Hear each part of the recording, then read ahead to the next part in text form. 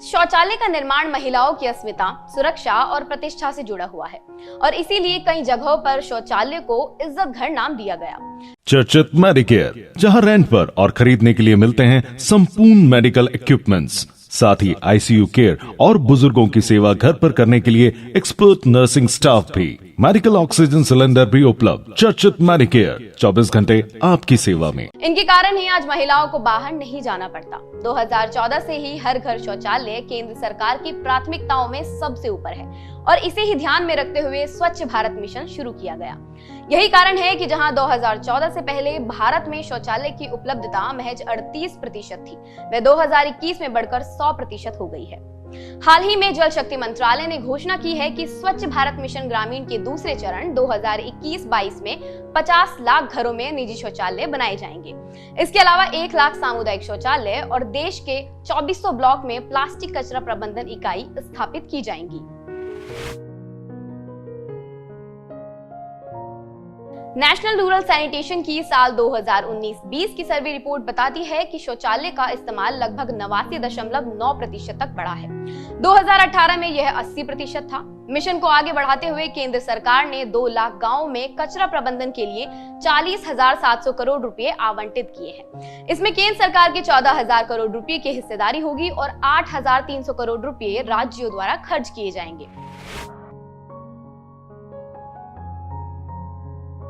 बता दें, स्वच्छ भारत मिशन की आधिकारिक वेबसाइट के अनुसार साल 2014 में देश में शौचालय की उपलब्धता महज 38.70% थी, जबकि 5 वर्ष बाद अक्टूबर 2019 तक ये 100% हो गई है।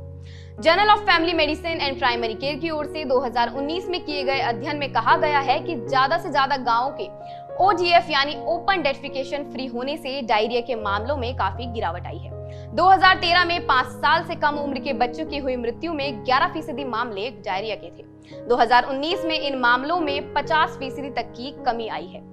वहीं जल शक्ति मंत्रालय के पेयजल व स्वच्छता विभाग के अनुसार देश के कुल 736 जिलों में से 711 जिलों ने खुद को खुले में शौच मुक्त घोषित कर दिया है।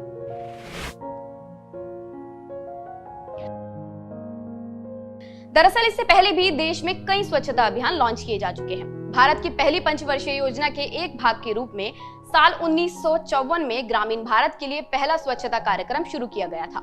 ये देखते हुए कि 1981 की जनगणना में ग्रामीण भारत में स्वच्छता कवरेज मात्र 1% है, इसलिए 1986 में केंद्रीय ग्रामीण स्वच्छता कार्यक्रम शुरू हुआ। इसके बाद संपूर्ण स्वच्छता अभियान TSC को 1999 में शुरू कर एक मांग आधारित दृष्टिकोण अपनाया गया। इसके तहत वित्तीय प्रोत्साहन भी दिए गए। TSC के उत्तरोत्तर कार्यक्रम के रूप में 2012 में निर्मल भारत अभियान भी शुरू किया गया। हालांकि इन सभी कार्यक्रमों ने देश की ग्रामीण स्वच्छता की छवि में कुछ हद तक प्रगति की, लेकिन फिर भी साल 2011 की जनगणना में ग्रामीण स्वच्छता कवरेज मात्र 33% ही पाई गई।